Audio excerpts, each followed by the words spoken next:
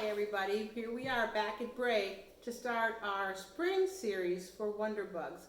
No, we're not together yet, but it'll come. So today we're going to talk about how beautiful it is outside and how that means flowers are coming and trees are getting leaves and everything's waking up and coming to life again. I'm going to start today's lesson by reading you a book called Planting a Rainbow, because spring is full of a rainbow of colors. Every year, Mom and I plant a rainbow. In the fall, we buy bulbs and plant them in the ground. We order seeds from catalogs and wait all winter long. I bet some of your moms get catalogs and look at seeds all winter long. For spring to warm the soil and sprout the bulbs. And there you see, here's the bulbs across the bottom, and here's the plants, the flowers coming up. Then it's time to go to the garden center to select some seedlings.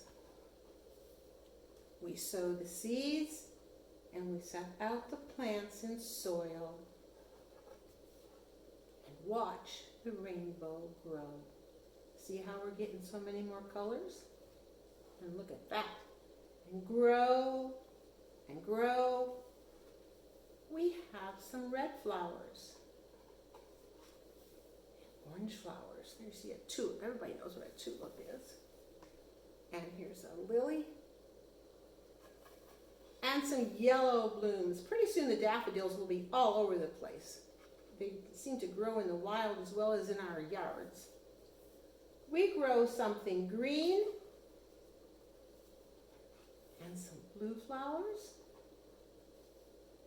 And some purple flowers too.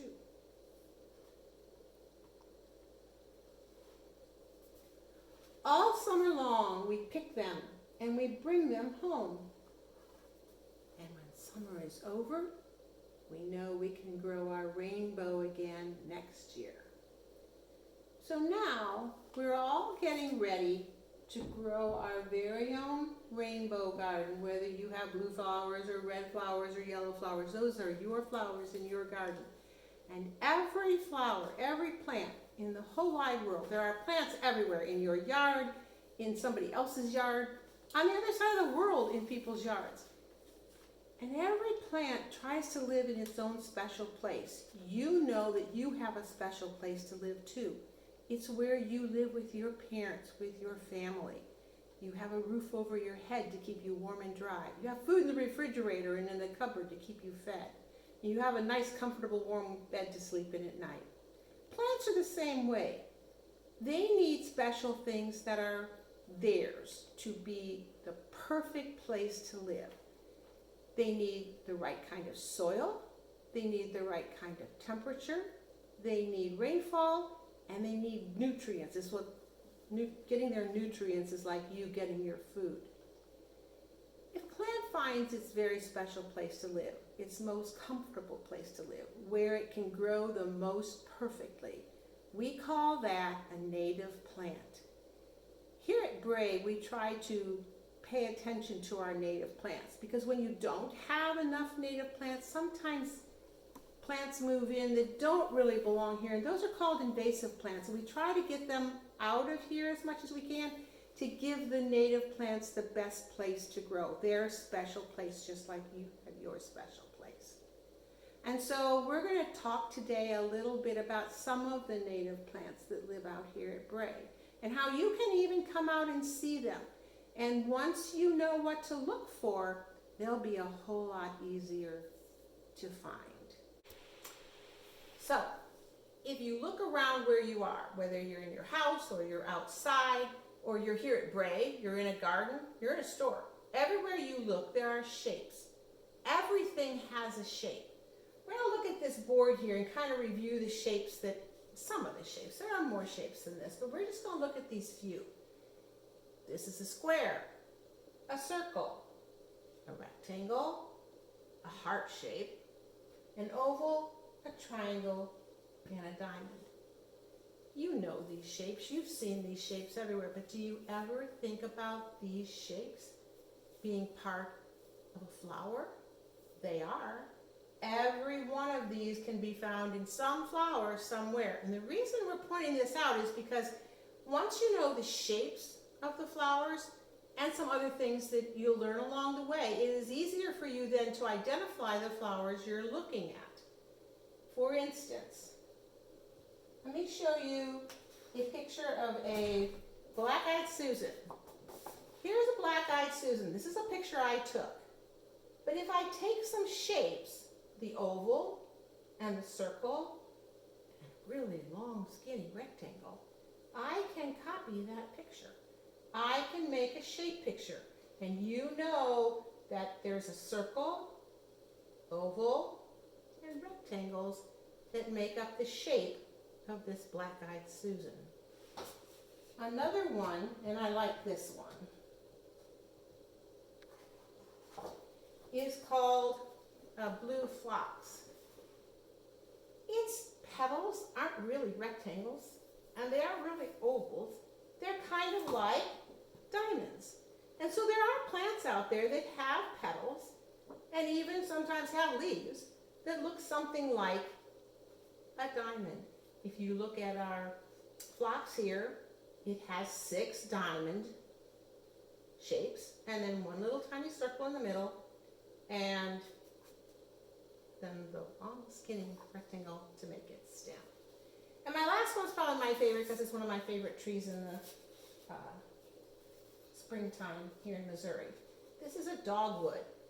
And I really like this one because it has that heart shape. When you think about it, do flowers really have heart shapes? Yes, they do. Look at these. The petals, which are really leaves, on a dogwood tree are actually heart-shaped. And then they have all these little green circles in the center, and actually those are the flowers. So all these little green circles in the middle, and then I just put 2 skinny, long rectangles on to show you that the dogwood blossom doesn't grow on a stem like you think about it on a flower. It grows on the branch, on the twig. There's a little stem behind it, but not much of one. So that's how you can see shapes all around you and in the flowers you're looking at. And like I said, if you're out in the woods or you're out in the park and you see a flower and you don't know what it is, if you can remember the shapes you see and you go home, you can look online or you can look in a flower ID book. And if you can remember the shapes and the colors, you can kind of pinpoint what that flower might have been. You can even take a picture of it if you want to. So what we're going to do now is we're going to go pretty soon outside, and I'm going to introduce you to a trail that we've set up for you. It's a trail that goes up to the top of the hill on the Bray Trail. And it's going to have 7 signs, and each of the signs is important for something, which we will explain to you when you get out there. We'll see in a little bit. We're out here at the foot of the Bray Trail, which is the longest trail through Bray. And we're at the start here where there's a box, and if you look carefully, there's always going to be throughout the year trifolds in here that will help you identify the flowers. You can look at the flowers on those folders and look at their shapes too and think about what we talked about today. We're going to put this on for you to download also so that you can have your own. And now I'm going to introduce you to our little trail that we made. It's a trail that goes maybe up to the top of this hill. And along the way you're going to see signs that ask you to use all of your senses. Because when you're out here, whether you're looking at shapes or you're looking at colors or you're looking at whatever you're looking at, the sky, use all your senses. Smell the air. Look at the ground. What colors do you see all along the trail? Now, yes, right now it's green and brown. But pretty soon you're going to see yellow and white and purple and red and orange and all kinds of colors. So come back often and see how this place, how Bray Trail, how your world changes. So we're going to walk up a little way just to introduce you to a little bit of what you're going to find. Altogether, there are going to be, in addition to the sign that introduces other people to what we're doing, you're going to find 7 more signs. We'll move along the trail just a couple of signs and then we'll leave you on your own. As far as how long will this be here for you to come and enjoy, we're going to leave it up for a week or two and I'm going to keep checking on it. But we're going to leave them up as long as the weather will allow us to leave them up. We don't know if a strong wind will come. We don't know if the rain, we don't know how anything will affect them. So we'll leave them up as long as we can. But my advice is get out here as soon as you can because it's spring and it's beautiful. So come follow me up the hill a bit. The very first sign along the trail says, look for something on your walk you have never seen before. Even now, when I go on a walk, on a hike through Bray, I always find something I've never seen before because I look in different places. I don't always look in the same place I've already been. So when you come, you can find something you've never seen before.